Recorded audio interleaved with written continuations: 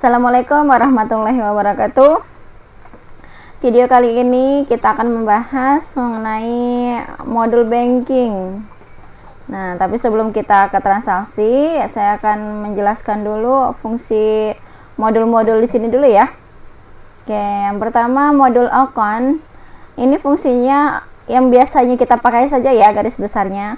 Account list. Account list ini untuk membuat daftar akun. Record journal entry ini untuk jurnal penyesuaian, dan transaction journal ini untuk melihat transaksi. Kita belum sempat lihat ya di video-video sebelumnya.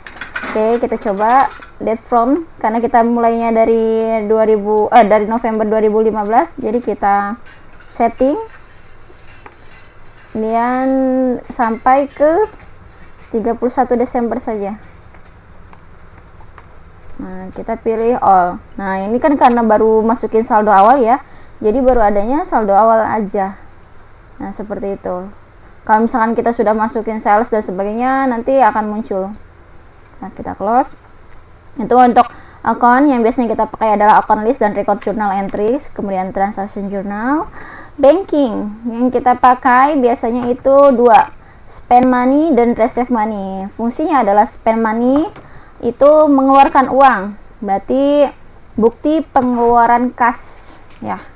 Kalau receive money itu menerima uang, jadi buktinya adalah bukti penerimaan kas. Hanya saja penerimaan dan pengeluaran kas di sini tidak terkait dengan customer supplier. Contohnya seperti ketika kita menerima pelunasan piutang atau ketika kita membayar hutang, itu tidak dimasukkan ke sini walaupun fungsinya adalah mengeluarkan uang atau menerima uang. Seperti itu. Jadi yang masuk ke spend money dan receive money itu tidak berkaitan dengan customer dan supplier. Ya. Oke. Kemudian untuk sales. Sales yang kita pakai biasanya enter sales dan receive payment. Nah, enter sales ini untuk penjualan tunai, penjualan kredit. Jadi penjualan tunai masuk sini ya. Walaupun pada saat penjualan tunai kita menerima uang, tetap saja kita masuk ke enter sales. Gitu. Jadi tidak masuk ke banking. Jadi masuknya ke enter sales. Kemudian tadi penjualan tunai, kredit, retur penjualan pun masuk ke enter sales. Seperti itu.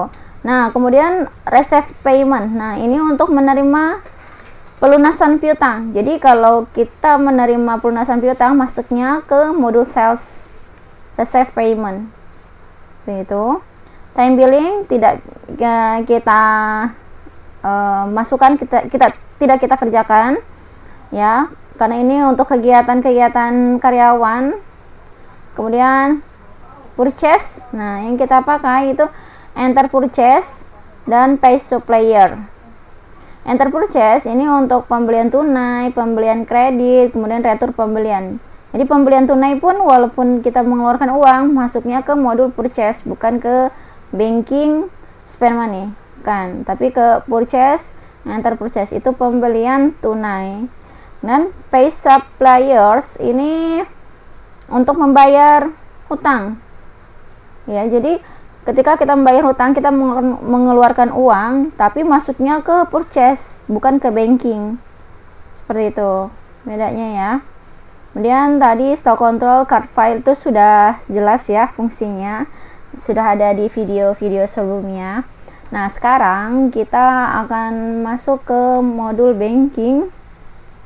Nah, di sini sudah ada bukti transaksi penerimaan kas. Oke, ini masuk ke modul banking. Kenapa? Karena ini tidak ada kaitannya dengan supplier atau customer. Itu karena ini fungsinya adalah menerima dividen, walaupun di sini ada PT nama perusahaan, tapi bukan pelunasan piutang. Gitu. Jadi masuknya ke banking karena penerimaan masuk ke receive money. Nah, jangan lupa di bagian atas kita harus pastikan yang di checklist adalah deposit to account. Karena kalau kita checklistnya group with undeposit fund, nanti kas masuknya ke undeposit fund, bukan ke cash in bank gitu. Jadi masuknya ke deposit account, nanti dipastikan ininya adalah cash in bank. Fed inclusive ini tidak boleh terchecklist. Kenapa? Kalau misalnya terchecklist, maka nominal yang ada di sini itu dikenakan pajak, sudah termasuk pajak gitu ya. Oke, lanjut. Payernya nggak usah, tidak perlu ya. Nah, ini kalau misalkan, tapi kalaupun mau dimasukkan tidak masalah, ini PT Makmur, tapi biasanya tidak. Kemudian ID-nya di sini BKM 12. Tab date-nya 1 Desember. Kemudian kita tab masuk ke payer, kemudian summon receive-nya kita klik 2.500.000. Kita tab.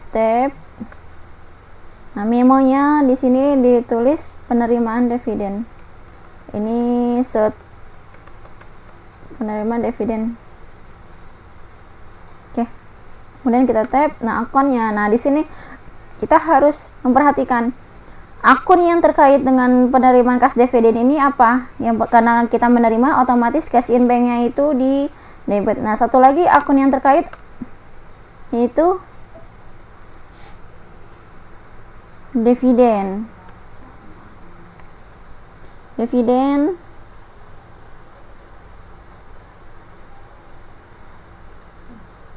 Mana?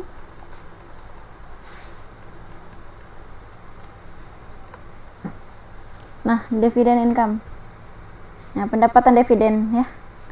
Kita karena sini udah otomatis 2.500.000, kita tab. Nah, ini fetnya ente ya. Kemudian kita tab. Nah, ini out of balance-nya pastikan 0. Biasanya kalau di amount reserve dan di amount di sini sama, yaitu out of balance-nya 0. Ini artinya debit kreditnya seimbang ya. Kemudian kita record. Coba kita lihat di transaction journalnya. Nah, ini jurnalnya. Cash in bank di debit, dividend income-nya di kredit. Kita close ya. Seperti itu. Kita coba lagi masuk ke bukti selanjutnya. Ini voucher kas kecil. Nah, voucher kas kecil juga masuknya ke banking. Ini dibayarkan pembuatan brosur, berarti spend money ya. Spend money. Nah, ini akunnya kita ganti petty cash. Dan ceknya kita F12 F1, tanggalnya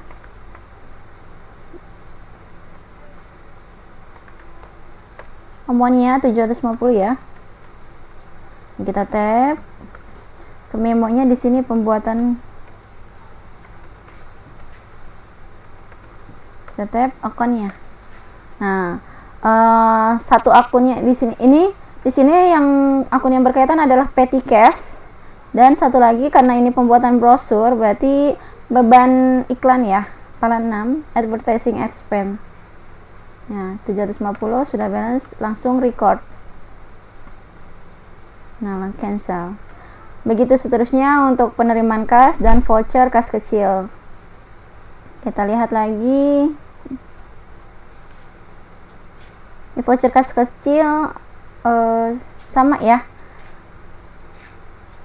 Tadi voucher kas kecil sudah. Bukti pengeluaran kas ini karena ini pelunasan faktur, jadi tidak masuk ke banking.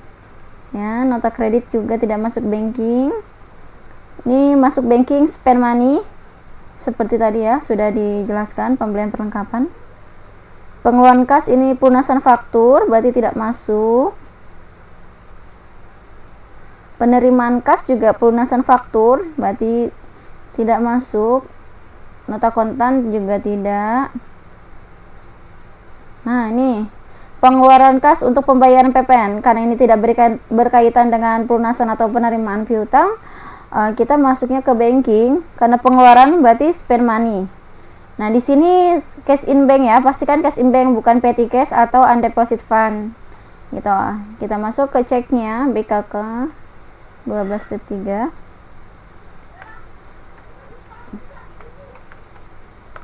Amountnya 10.720.000. Kita tap pembayaran PPN. Akun yang berkaitan adalah cash in bank dan PPN payable. VAT payable ya di sini ya adanya, karena hutang ini pembayaran PPN untuk bulan November, jadi VAT payable 1 juta. Nah, kalau sudah kita record. So, kita lihat lagi voucher cash kecil ini sudah ya, berarti petty cash dan prive. Ini pelunasan faktur tidak termasuk banking, penerimaan kas. Nah, ini penerimaan kas.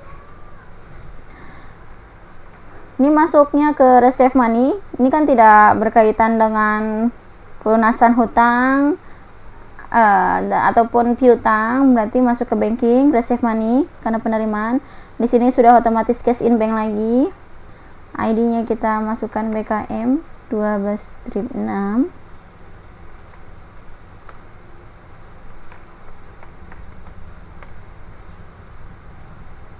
Receive-nya 6 juta. Memonya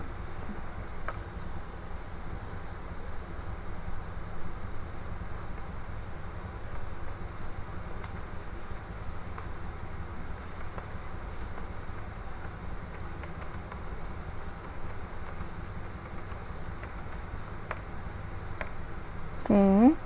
Penerimaan piutang berarti cash in bank dengan